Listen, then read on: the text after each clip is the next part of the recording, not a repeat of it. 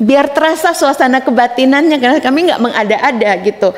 Itu sampai sekarang ya, satu ketua Maria dengan wakil ketua dan Ibu Olivia Salampesi itu kami satu ruangan gitu, bertiga, satu kubikel gitu kan ya, karena nggak, memang kondisinya nggak memungkinkan, ruang servernya itu berseberangan dengan kami gitu misalnya, dan itu resiko keamanannya sangat tinggi. Belum lagi kalau kami bicara ini Undang-Undang KIA baru keluar kan, kesejahteraan ibu dan anak. Kami tuh sekarang nggak bisa sebetulnya menyediakan ruang laktasi maupun ruang menunggu yang benar untuk pengaduan.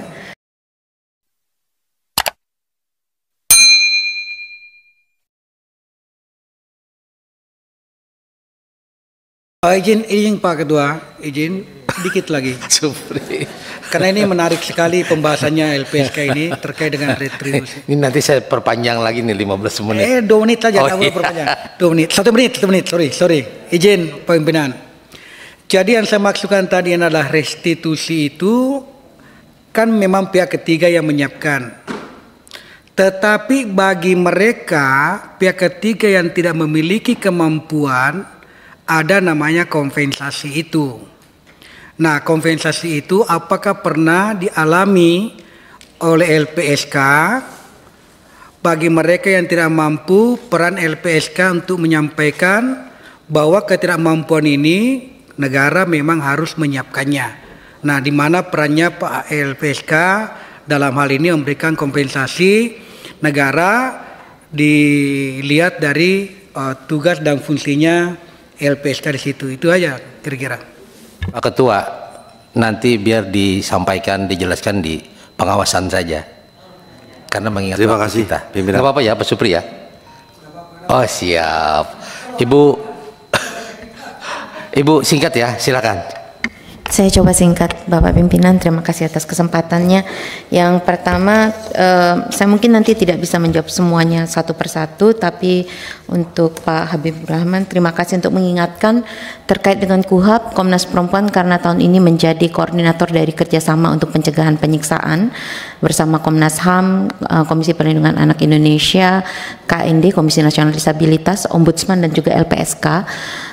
Memang salah satu rekomendasi kami adalah perbaikan di KUHAP agar informasi yang diperoleh dengan melakukan penganiayaan seiring dengan yang sudah dituliskan di KUHP itu dinyatakan batal di hadapan hukum, dan juga mengadopsi sejumlah aturan-aturan yang sudah baik untuk perempuan berkonflik dengan hukum seturut dengan peraturan dari Mahkamah Agung maupun peraturan kejaksaan yang belum ada memang dari kepolisian.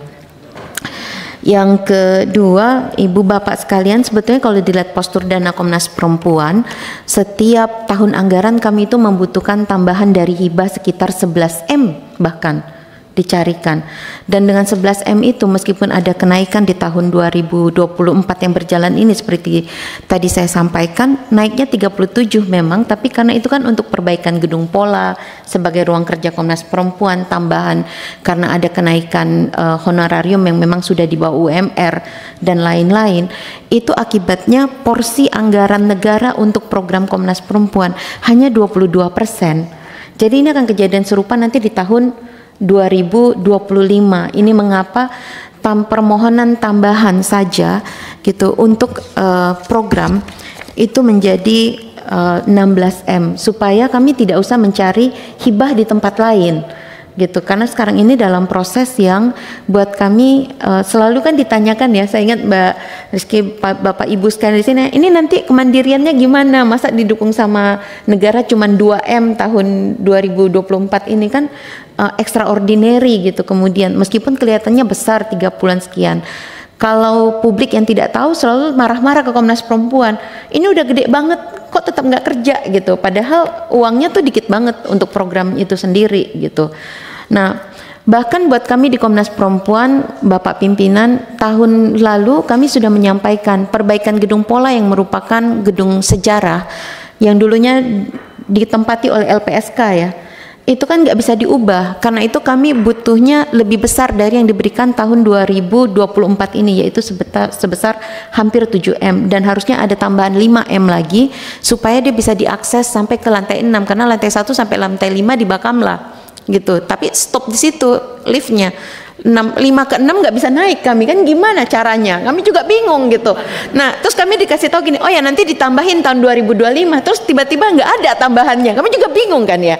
Jadi kami ini kalau mau ditanya, kami kadang-kadang juga bingung membayangkan bagaimana pola penganggarannya gitu. Sementara kalau kami bandingkan permintaan Komnas Perempuan juga nggak muluk-muluk sekali gitu. Jadi 34M yang kami mintakan sesungguhnya sangat realistis, dan ini juga menjawab pertanyaannya dari Pak Jeki Uli tadi. Kami bahkan menghitungnya itu bukan bikin aplikasi-aplikasi, infrastruktur yang sederhana standar supaya dia bisa terkoneksi dengan baik.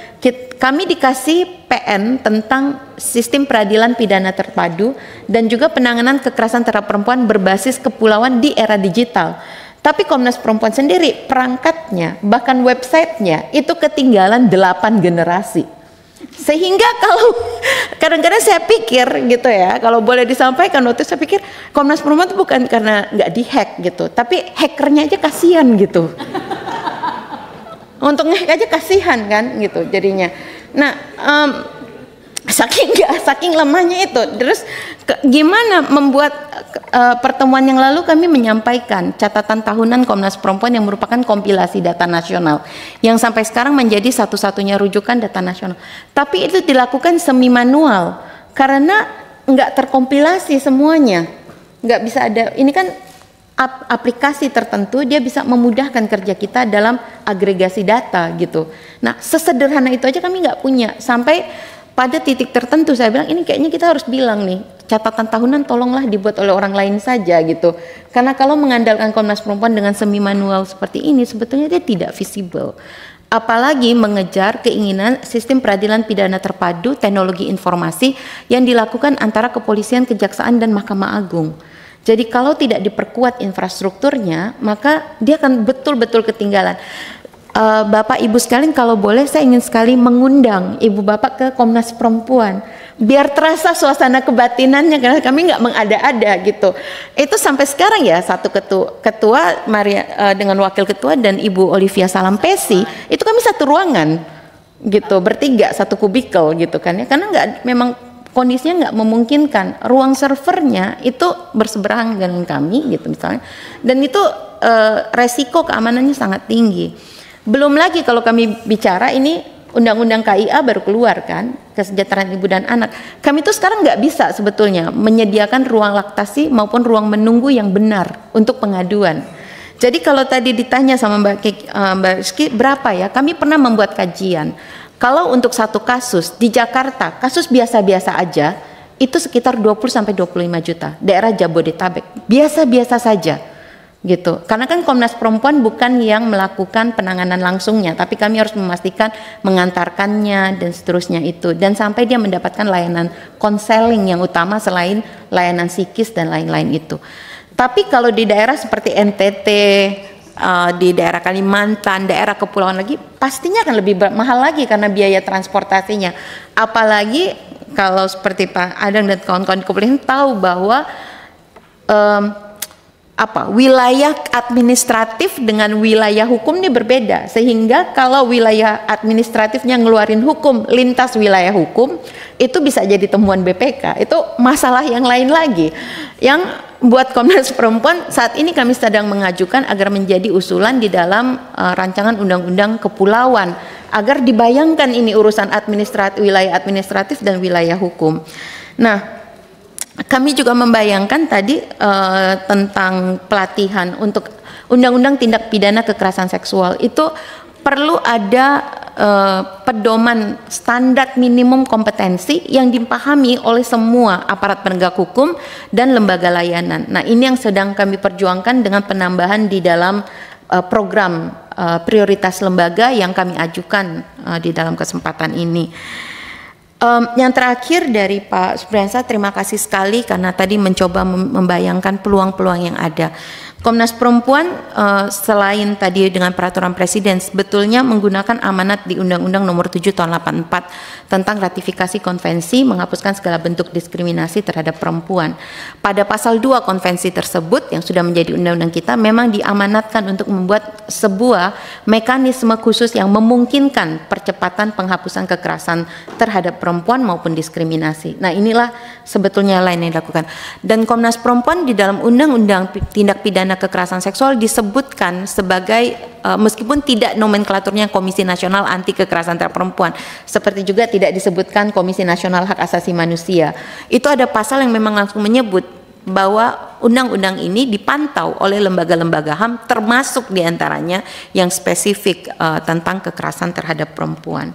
Kami waktu itu terima kasih sekali Mbak Anis dari Komnas HAM mengundang Komnas Perempuan untuk kita membayangkan sama-sama menguatkan lembaga-lembaga HAM ini melalui revisi Undang-Undang HAM yang juga sudah perlu mungkin ya kita lihat ulang.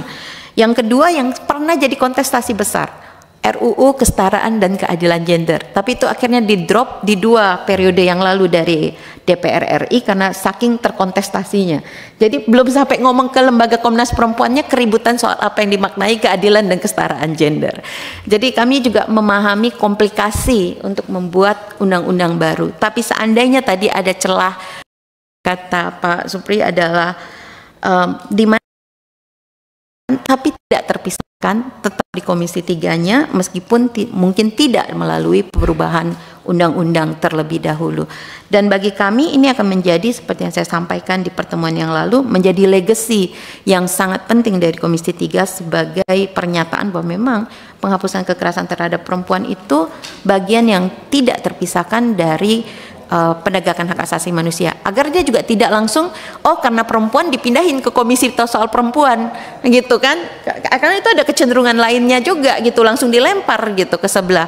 Nah, sebetulnya itu yang menurut kami dukungan yang sangat penting, seandainya bisa akan menjadi kekuatan dari Komnas Perempuan. Namun dari semua hal yang tadi disampaikan, atas semua dukungan bagi upaya Komnas Perempuan dalam kerja maupun anggarannya, kami ucapkan terima kasih. Pak Pangeran, pimpinan, saya kembalikan. Baik.